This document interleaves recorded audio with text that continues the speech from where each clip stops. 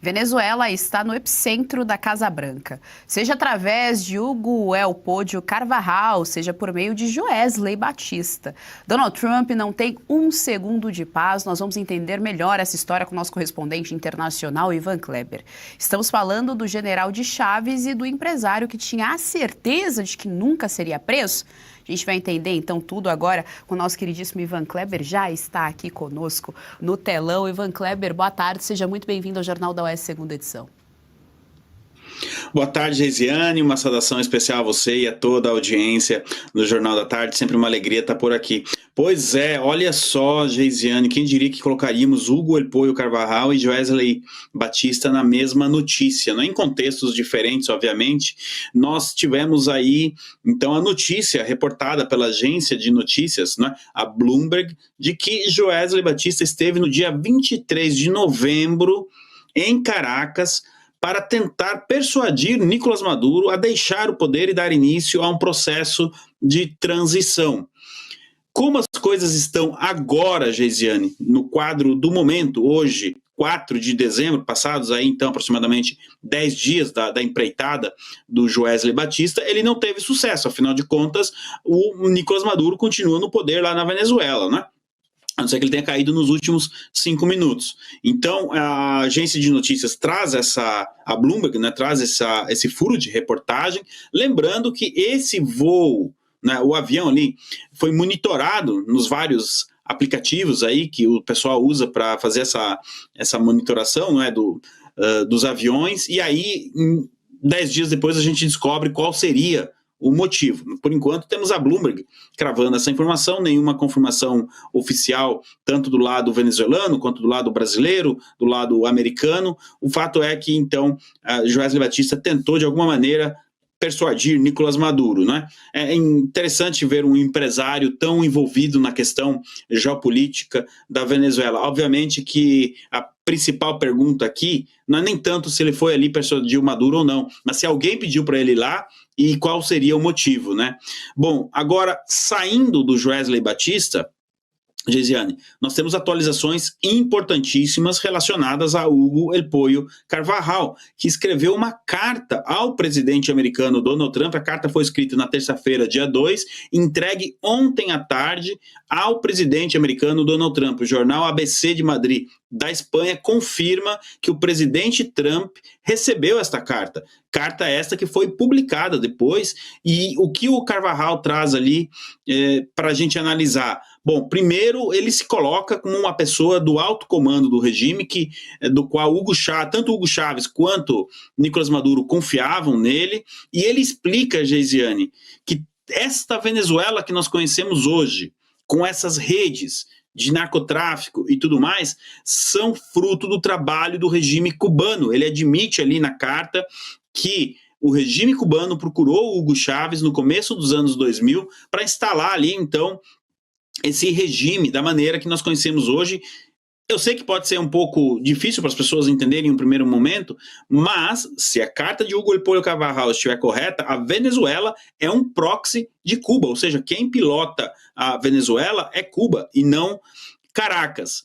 Ele foi além. Na carta, ele diz que toda essa rede de narcotráfico, contrabando em direção aos Estados Unidos, não é fruto de corrupção ou de algum ou outro traficante que opere na região, mas sim um trabalho efetuado pela inteligência cubana e pela inteligência venezuelana. Ele fala também de uma infiltração dentro dos Estados Unidos, inclusive de pessoas que se passam por opositoras do regime de Nicolás Maduro, quando na verdade são infiltradas ali nos Estados Unidos. Agora, um dos pontos mais importantes, Geisiane, foi o seguinte: ele disse que o sistema Smartmatic foi criado pelo regime do então Hugo Chávez, não é? O regime chavista, como uma ferramenta visando se perpetuar no poder, e que depois essa ferramenta foi exportada para outros países, incluindo os Estados Unidos. O Hugo Elpódio Carvajal, ele tinha tamanho conhecimento da Smartmatic que ele, na carta, diz que indicou uma pessoa do TI da empresa, que essa pessoa reportava diretamente a ele, Hugo El Pollo Carvajal. Ele diz que não sabe se o sistema foi utilizado para fraudar todas as eleições, mas ele afirmou que, conhecendo o sistema Smartmatic, pelo aquilo que ele sabe, obviamente, que o sistema poderia ser alterado. Geisiane, nós estamos diante de acusações gravíssimas. Ele, Carvajal, precisa provar isso. Não basta enviar uma carta ao presidente americano. Ele precisa justamente trazer provas daquilo que ele está falando. E nesse contexto, Geisiane, agora fica claro por que a justiça americana vem atrasando aí o seu julgamento, porque o tamanho, o volume, melhor dizendo, de conteúdo que ele está apresentando é enorme. Isso aí, obviamente, demanda tempo para que as autoridades americanas possam fazer a averiguação. A gente trouxe o resumo aqui dos principais pontos da carta do Hugo Pollo Carvajal. Ela é mais extensa, mas eu acredito ter feito aí um resumo importante para a nossa audiência, Geisiane. E essa carta, confirmando, então, já está com o presidente americano Donald Trump. Ivan Kleber, quero te ouvir primeiro a respeito dessas provas. Se tem algum indicativo de que o governo americano estaria mais próximo dessas provas, já que são acusações tão sérias aí feitas pelo Carvajal, e falando ainda dos irmãos Batistas, né, do Joesley Batista, a gente sabe que a JBS, que é justamente o grupo dos irmãos Batistas, estava na mira do governo americano, ele estava investigando aquilo. Gostaria também de te ouvir se tem mais algum indicativo ali de alguma negociação em relação a isso, e a gente ainda precisa colocar nessa conta a seção 301, que diz respeito ao comércio internacional, né, entre os países, que os Estados Unidos, Donald Trump, em julho, deixou muito claro que investigaria. Olha, os elementos que a gente possa trazer aqui para a nossa audiência de que a justiça americana está mais avançada, não é, do que nós podemos imaginar, do que as autoridades americanas já têm de consistente daquilo que o Hugo El Pollo Carvajal está trazendo, chama-se USS Gerald Ford, o Geraldão.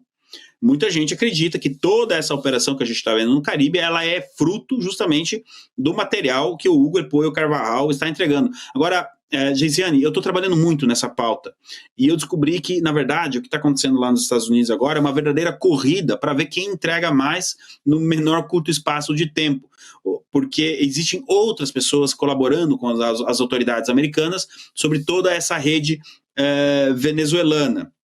O Hugo El Pollo Carvajal, no meu autódromo aqui que eu estou vendo a corrida, ele está em primeiro, é aquele que realmente entregou mais conteúdo até agora. Sobre a questão dos irmãos Batista, você fez muito bem em lembrar que a JBS ela está sendo investigada nos Estados Unidos sob a acusação de formação de cartel com outros 3 frigoríficos, né? Nesse sentido, existe uma especulação de que em uma tentativa de repente se aproximar do presidente americano Donald Trump, de conseguir um acordo, enfim, ele, Joesley, então foi até Caracas tentar negociar a saída do Nicolás Maduro. Eu só estou reportando rumores, eu não posso confirmar isso como uma informação, mas acredita-se então que diante dessa situação lá nos Estados Unidos, onde a gente tem essa investigação, como você muito bem lembrou, tem a seção 301, e quem sabe outras situações que não tenham sido tornadas pública ainda, o Joesley apareceu em Caracas. Eu confesso para você que eu não imaginei que pudesse, em algum momento, estar aqui analisando uma possível saída de Nicolás Maduro do poder através de uma interlocução de Joesley Batista, mas o ano de 2025 realmente ele continua nos surpreendendo. Geisiane, eu devolvo para você. E ainda estamos nele, hein, Ivan? 4 de dezembro, ainda de 25, tem muita água para rolar daqui até o dia 31. Trago agora aqui os nossos queridos analistas. Jorge Serrão, estamos com o Ivan Kleber, sua pergunta.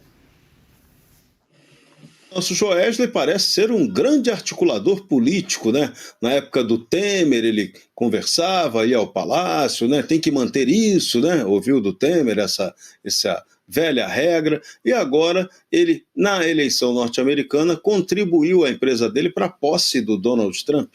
E parece que o que você jogou na mosca, ele está tentando aí aparecer como um articulador político também nessa jogada da Venezuela, onde também ele deve ter interesses impressionantes para tentar mostrar serviço ao Trump. Isso vai ter repercussão positiva para ele, para o caso da JBS nos Estados Unidos, JBS e suas coligadas que estão sendo investigadas por cartel? Olá, Serrão, muito boa a sua pergunta. Olha, acredito que não, porque a investigação sobre a questão dos cartéis, ela é séria. Lá nos Estados Unidos, você sabe, isso é levado muito a sério. Então, eu não acredito que ele possa aí, eventualmente, conseguir uma permuta, né? Entrega o Maduro, em contrapartida tem a investigação mais suave. Até porque uma coisa que a gente precisa falar é que o Joesley é um empresário, enfim, ele está tratando com o Maduro, que é de uma outra vertente. São pessoas ali do regime do Nicolás Maduro que estão dispostas a ir até o fim pela manutenção do regime. E não é só o Nicolás Maduro, é Diosdado Cabello, Padrinho Lopes, tem toda a cúpula do regime. Não é tão simples quanto uma negociação comercial. Nós estamos falando de um projeto de poder de pelo menos 23, 24 anos que se estendeu a outros países. Isso vai além de uma negociação comercial, como eu disse, não é só business. Tem a questão ideológica, que a gente não pode esquecer, embora setores, né, da política brasileira e setores inclusive da mídia brasileira, ignorem a questão ideológica. Na Venezuela, no regime, a coisa não funciona assim. Então, Serrão, de maneira bem objetiva, acredito que se a ideia é diminuir lá a questão da investigação sobre o cartel, acho que isso não terá êxito, não. Geisiane, eu devolvo para você. Fabi Barroso, estamos com o nosso querido correspondente internacional, Ivan Kleber. Sua pergunta. Oi, Ivan. Hoje nós temos aí uma infinidade de assuntos que estão no campo aí da geopolítica. Mas eu queria então aproveitar e abordar um assunto que eu pouco vi em relação à carta aí do Carvajal. Um dos pontos, ele fala sobre cabos marítimos, né, que teve então a implementação de espionagem de cabos marítimos que são daqui da América do Sul. E aí eu já penso se debaixo do nosso pezinho aqui tem cabo de espionagem, né, feito pelo regime russo. Então eu queria que você falasse mais a respeito, porque eu acho esse ponto bem interessante. Olá, doutora Fabi, sempre uma alegria estar aqui com você na Oeste. Realmente, esse assunto é muito interessante, foi bom você trazer ele, porque nesta carta, então, ao presidente americano, Carvajal denunciou que a inteligência russa trabalhou com a inteligência venezuelana para espionar os cabos utilizados na comunicação de internet dos Estados Unidos da América. É impressionante a quantidade, a riqueza de detalhes que ele trouxe sobre essa informação e a importância disso. A gente sabe que informação é poder, é uma munição importantíssima em uma guerra, e não é a primeira vez que nós temos uma denúncia como essa relacionada à Rússia. Além disso, o Carvajal deu esse exemplo da questão dos cabos, né? Justamente para mostrar a proximidade, esse triângulo, o regime cubano, o regime russo, como você bem disse, e o regime venezuelano. Agora, tem um ponto importante nessa questão toda da carta, doutora Fabi. O Carvajal cita este exemplo da questão dos cabos marítimos de internet. Mas o real objetivo do Carvajal são dois ao enviar essa carta. O primeiro deles é dizer: presidente Trump, eu trouxe aqui alguns detalhes. Os reais motivos, os principais pontos, Carvajal muito provavelmente não entregou nessa carta. Obviamente ele vai deixar os pontos mais importantes para uma negociação, para ele conseguir um bom acordo de delação premiada. E outro motivo dele enviar essa carta foi para se proteger. Olha, eu sou um homem que sei muito. Se acontecer alguma coisa comigo, né, me protejam, porque eu posso estar correndo perigo. Então, os reais objetivos do Carvajal estão justamente naquilo que ele não escreveu na carta e no ato em si de escrever a carta. Agora, foi muito bom essa questão dos cabos, porque realmente mostra a riqueza de detalhes e de informações que ele tem. Isso vai dar muito pano para manga. Estamos com a data marcada, dia 26 de fevereiro, continua o julgamento dele, caso não seja adiado novamente, e se for adiado é porque ele está entregando ainda mais conteúdo aí para a justiça americana, para as autoridades americanas. Geisiane, eu devolvo para você. Gostou do conteúdo que viu por aqui no canal da Revista Oeste? Compartilhe e deixe o seu like.